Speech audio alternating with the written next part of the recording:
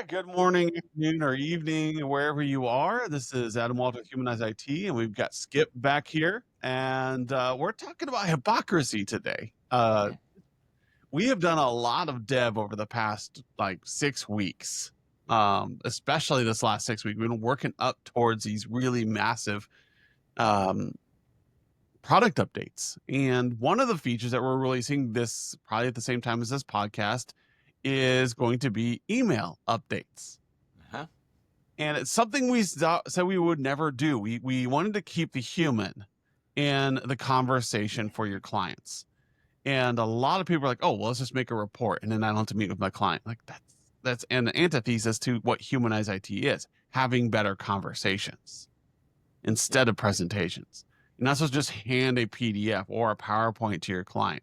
You're not supposed to run through a stereotypical like click, click, click, click, next conversation. You should actually treat them like a human and with respect.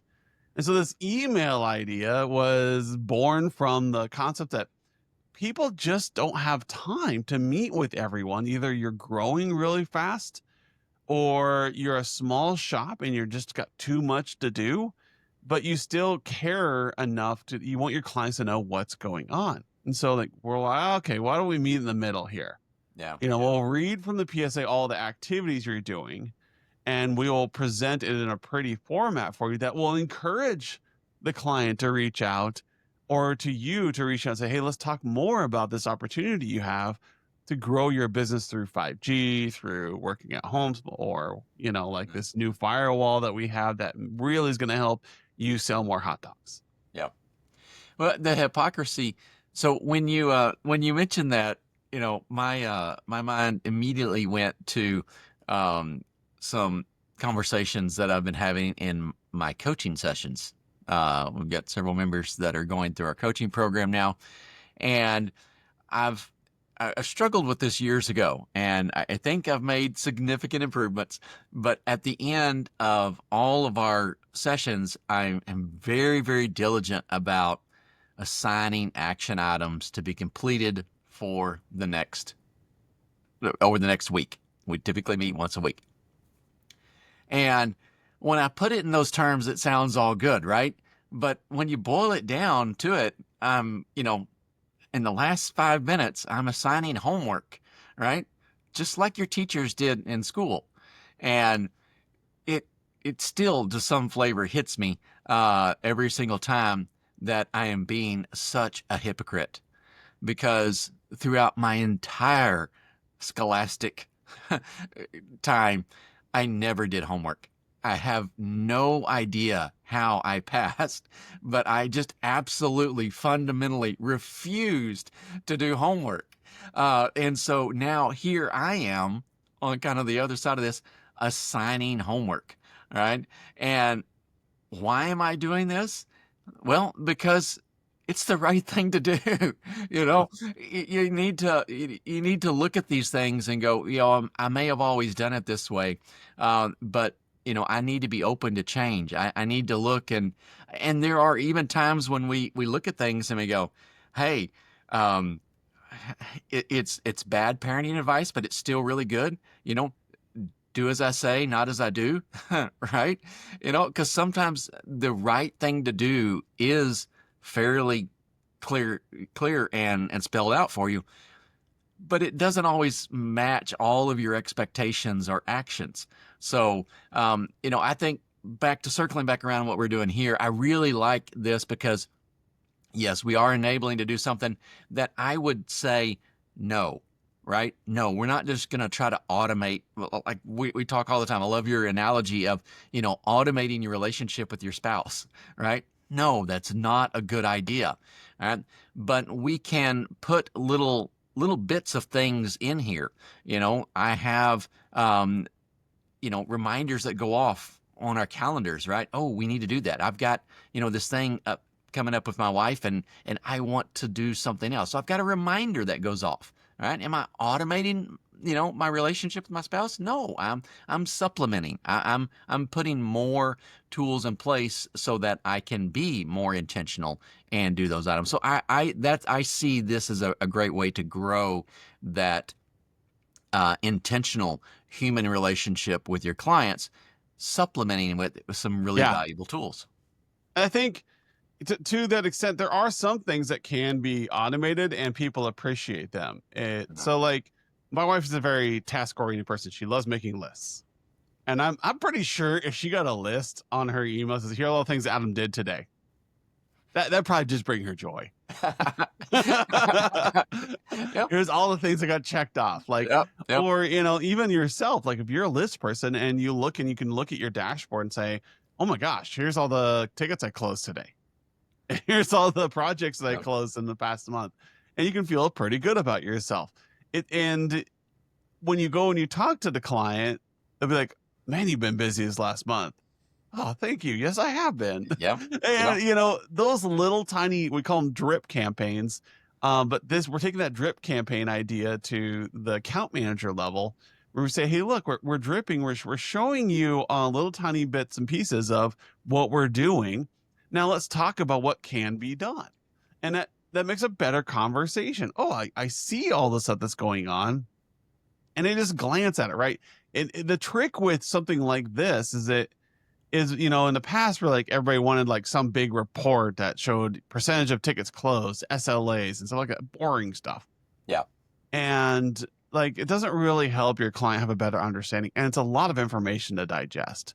If you can make it really simple, really clean, so the client can just like scroll down and say, oh, that is really cool. I like that. I see that you got a lot of stuff done this week. I see you got some tickets you're behind on. Maybe there's some reason why you're behind. Maybe we should talk about that. And having a view that is pretty enough that they're willing to at least scroll once over their coffee in the morning, Yeah. rather than just dismiss like, oh, I'll get to the client portal eventually. And so Yeah. these little like nags of, I don't even want to call them nags, these little like efforts of us coming to the client and delivering something useful is going to help them see the world in a better way, see your world in a better way. And then you can see their world in a little bit better way. So that when you get to the client, you're not so focused on trying to prove your worth because your worth has already been proved. What you need to do now is ask them about themselves and say, hey, how can I fit you into all the stuff that I'm doing? Yeah. Well, and I think, getting that is going to be that spark that it many times it might not generate a spark, but when it does, they look and they go, oh yeah, what was the update on that? And it's that little spark of curiosity. And so, when they click that, they follow up, they get more information. And so having those elements in there really, I think, go a long way towards building that communication. So if we got these sparks, kind of flying off on both sides of this conversation, well, ultimately we're going to build into that. So, I think there's a lot of things that you can do to further those human conversations, to really kind of not try to download, not try to dump all this stuff out there, but really, and not bait, but really just kind of keep things moving along. So it's probably very challenging. I know it is for us, and I imagine for everyone else, but keeping those dialogues going with your clients, keeping that conversation open and flowing both ways in conversations can be challenging, and you probably shouldn't look at just one way to do it. You probably need a variety of tools and methods to keep that conversation going back and forth with your clients. Yeah, and I think that's what you need to realize is when we're looking at this hypocrisy idea, right? Some people get stuck and they say, we don't do that. And that's good. You should be able to say no. If you want to see our goal setting podcast, you should be able to say no. However, you don't want to get stuck and missing a great idea because you said no in the past. Like this was the wrong idea, but maybe it's the right idea now.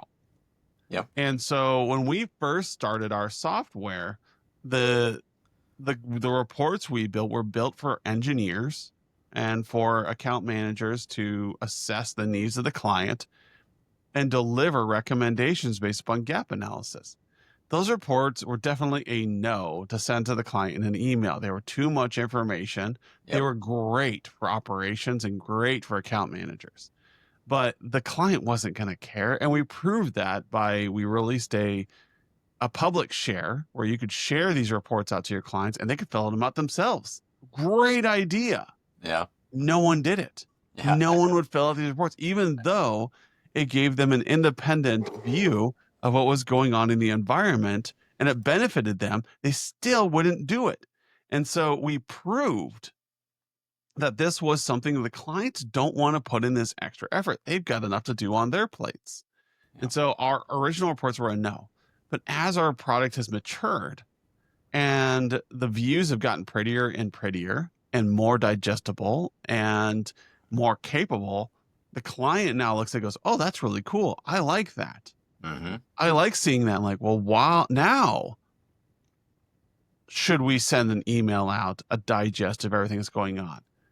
And the answer is yes. Yep. We found out. And being able to overcome that hypocrisy we have, because normally it's like, no, you need to meet with your clients. You have to do it this way. And I don't want to be stuck like that. I want to be fluid. I want to meet people where they are so we can provide solutions that matter. Mm-hmm. And I think that's where, sometimes like I don't like to go to Disneyland. Like I don't like theme parks. Okay, cool. That's fine. Have you seen some of the more immersive ones? Maybe you've changed a little, or maybe the world has changed where you might like these things. And so I want to like challenge people out there is like, have you ever like just said no just because? Or have you ever had to switch to a 180? And I think I've got a LinkedIn post out there somewhere. Yeah. Have you done a 180 on a topic that you thought you never would? I'll never own an iPhone. And then 10 years later, there you are swearing by them in your iPad. I'll never, run a Lenovo ThinkPad. And 10 years later, there you are deploying them across the entire organization. What is it that you are like diehard about today where you would not have even given it a thought 20 years ago? Yeah. And I think that's kind of an ongoing, process we need in our lives is to constantly evaluate our decisions, but our positions. And those sometimes do need change. Now, fundamentally, they need to align with your true goals. So with us, we're all about having humanized conversations, conversations, not presentations. And so, yes, we are sending this out, but it's a tool to lead to those better conversations. I don't think this is the be-all, end-all solution. It's not like I'm going to send this out and never talk to my client. So in doing this, I'm not, breaking my rules. I'm not deviating from our ultimate goal. And that understanding how that fits in gives you, I think, more flexibility. So you don't have to feel sometimes so rigid. And I think some people, sometimes they want to be rigid. All right. They're pointed in that direction and they're not going to change. And you need to be adaptable. But yes, don't compromise your principles. And you can do that. You can be flexible. You can be adaptable without compromising your principles. But you have to realize the world around us changes. Right? And the decisions that you made 10, 20 years ago might have been the right decision at the time, but everything else has changed. And now we need to be flexible. We need to understand, that we can't just draw this arbitrary line in the sand and say, I'm never going to do this. Yeah. And I think that's where goals or, vision statements come in for your company. So we have to look back and say where we said we would never do email updates or automated QBRs, automated SBRs, TV, automated meetings because, and then this is the important part, because it kept people from having good conversations with their clients. Yes. Now, as we have changed as a company, as we have, more offerings, now we say, does the email that we can provide today, not a year ago, not 2 years ago, does the email we provide today facilitate better conversations with clients? And Yes. the answer Yeah. is yes. And so that vision statement allowed us to say no 3 years ago and a resounding yes today. And so that I think that's where we keep ourselves from being stuck. But yeah, is it hypocrisy? In a way, we are hypocrites because we said we wouldn't do this. No, we said we wouldn't facilitate client avoidance. What we've done is we have changed. And I think from the outside on a lot of topics, it looks like this person's a hypocrite because they said this, now they say this. And it's like, well, let me ask them a few more questions. Maybe there's more to it. Maybe the original reason they didn't use that thing in their house is because it sucked or it had an allergy and now they don't have the allergy anymore.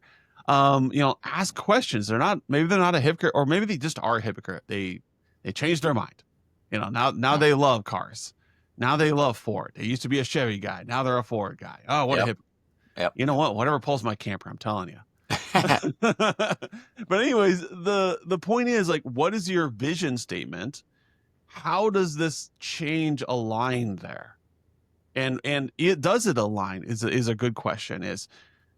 It may look like hypocrisy because you said you wouldn't do asset management. Now you are. You said you would, like, in college, I told my mom, like, if I ever get into development, because I was a Bachelor of Science, Computer Science, right? So we learned a ton of dev. I knew like 7 languages. I could just type. Yeah. And not without looking up anything. I could just do them. And I told my mom, if I ever go into dev, if I go into software, just shoot me. I've lost my mind. I uttered those words, and here I am running a software as a service consulting company. And what the heck? Yep. God plays weird jokes on you. I think that's it. Yes. Yeah. And like, as soon as you say, like, oh, this will never happen, you idiot. Oh, we'll never do this, you idiot. And so we look at ourselves as hypocrites, but also it's a sign of maturity. I'm willing to admit that it didn't work for me then. It might work now. Yep. And the conditions have changed. Yeah, and so Skip, you were talking just a second ago. Sorry, I'm going to talk over you one more time. Yep. You were talking, and I got reminded of a song that I think I'm starting to date myself with our audience here, Skip. Just dropped in to see what condition my condition was in. Oh. Started running through my head as you were talking, so I was typing over here on Perplexity, like, who's saying that? Like, I was trying to remember. It's the first edition, and it was, looks like Kenny Rogers or somebody actually was featured in that song. But the point is like, I need to check to see what condition my condition is in. Mm-hmm. And the idea of let me check and make sure that this is still something we want to do or don't want to do. Let me check and make sure we still want to draw this line over here where we are just doing in-person conversations. Should we do automated conversations? And so just dropped in to see what condition my condition was in. Everybody go check it out on YouTube now. Listen to the song. Get it in your ear because it's stuck in my ear right now. And I'll probably play it after this to see. But anyways, that is where we have a litmus test. Like, have you verified this is still a bad idea? Yeah. I really like it. And, that is, as I get older, coming back and looking at those things that, yes, it was so clear in the past that it would or would not do that. And today I look at that again, I'm like, I don't, that changes. If you've ever raised kids and, you got them out of the house, they're on their own and they have their own kids now,